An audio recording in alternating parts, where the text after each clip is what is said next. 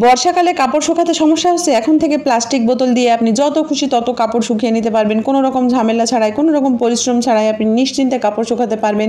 এভাবে কাপড় শুকালে কাপড়ের রং নষ্ট হবে না এবং কাপড় থাকবে খুবই সুন্দর, কাপড়ে কোনো বাজে গন্ধ হবে না। দিন রাত 24 ঘন্টা বৃষ্টি হলেও আপনাদের কোনো সমস্যা হবে না। আপনি শুধু প্লাস্টিকের বোতল দিয়ে এভাবে কাপড় শুকিয়ে নিতে পারবেন যত খুশি তত। তার জন্য লাগবে প্লাস্টিকের বোতল। তো আমি এখানে ছোটো সাইজের প্লাস্টিকের বোতল নিয়েছি, কিন্তু ছোটো সাইজের প্লাস্টিকের বোতলে আপনি অতটা সুবিধা পাবেন না। আপনারা এরকম বড় বোতল নিয়ে নেবেন, তাহলে কিন্তু সুবিধাটা বেশি পাবেন। ছোটো সাইজের প্লাস্টিকের বোতলে হবে না তা না, হবে, কিন্তু আপনি সুবিধা পাবেন না। তাই আমি এখানে 5 লিটারের একটি বোতল নিয়েছি এবং বোতলের যে লেবেলটা দেখতে পাচ্ছেন, লেবেলের এই পাশ থেকে আমি এটা কেটে নিচ্ছি। একটি ব্লেডের সাহায্যে কাটছি, আপনারা যেভাবে পারেন সেভাবে কেটে নেবেন। ব্লেডটা যদি একটু গরম করে নেন তাহলে সুবিধাটা আরও বেশি হবে।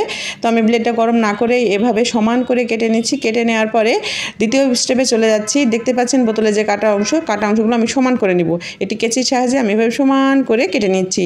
কেটে নেওয়ার পরে এবারে আমি চলে যাচ্ছি পরবর্তী স্টেপে।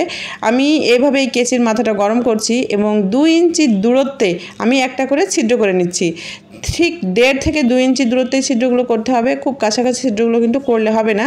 তো আমি এভাবে দেখুন 1 নাম্বার ছিদ্র করে নিয়েছি, এবার 2 নাম্বার ছিদ্র করে নিচ্ছি এবং একইভাবে 3 নাম্বার ছিদ্র করে নিচ্ছি। এভাবে আমি এই বোতলে 10টা ছিদ্র করব। আপনারা চাইলে এর থেকে কম করতে পারেন, কিন্তু এর থেকে বেশি করা যাবে না, 10টি করতে হবে। তো দেখুন অলরেডি কিন্তু 10টি ছিদ্র হয়ে গেছে। এবারে আমি চলে যাচ্ছি পরবর্তী স্টেপে। এখানে নিয়েছি আমি একটি কাপড়, এরকম পুরনো কাপড় কিন্তু সবার বাসাতেই রয়েছে।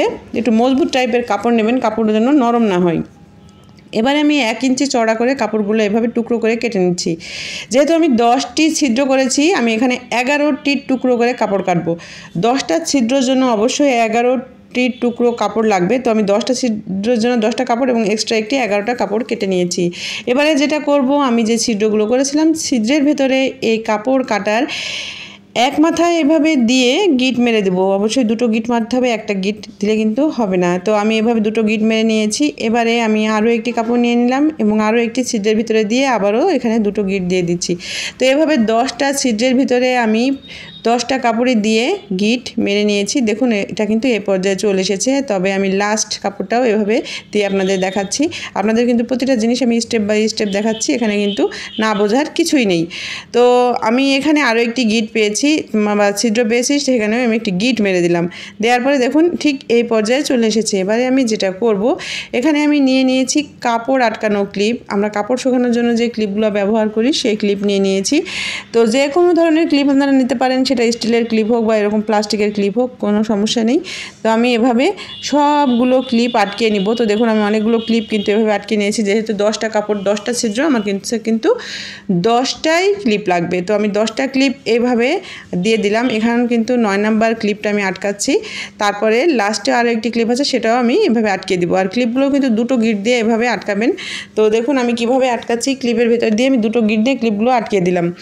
এবারে লাস্টে আমি বলেছিলাম 11টি টুকরো কাপড় কেটেছি, 11 নাম্বার টুকরো কাপড়টি আমি মাথার কাছে এভাবে আটকে দিব। এটাও কিন্তু 2টো গিট দিয়ে দিব। দেখুন হয়ে গেল। এবারে কি করবেন বন্ধুরা, বৃষ্টির সময় তো প্রচুর পরিমাণে ভেজা কাপড় জমা হয়ে থাকে, সেটা আমরা ঘরেও দিতে পারি না, বাইরে দিলেও বৃষ্টিতে ভিজে যায় এবং কাপড়গুলো দুর্গন্ধ হয়ে যায়। তো এভাবে আপনারা যদি একটা ক্লিপের সাথে একটা কাপড় আটকিয়ে দেন, তাহলে দেখবেন ঘরে যে কোনো এক জায়গায় ঝুলিয়ে দিলে কিন্তু শুকিয়ে যাবে। সেক্ষেত্রে আপনাদের বাজার থেকে স্ট্যান্ড কেনা লাগবে না। এই স্ট্যান্ডগুলো কিন্তু প্রচুর দাম নেয়।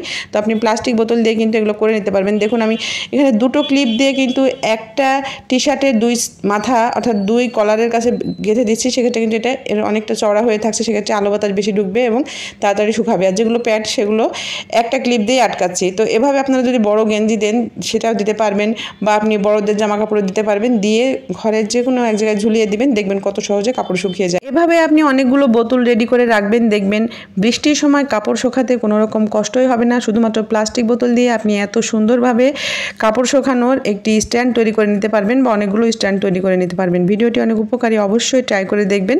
ভালো লাগলে লাইক দিয়ে দিবেন, শেয়ার করে দিবেন। সবাই ভালো থাকবেন। চলে আসবো নিত্য নতুন টিপস নিয়ে। সে পর্যন্ত বিদায় নিয়ে নিচ্ছি। আল্লাহ হাফেজ, আসসালামু আলাইকুম।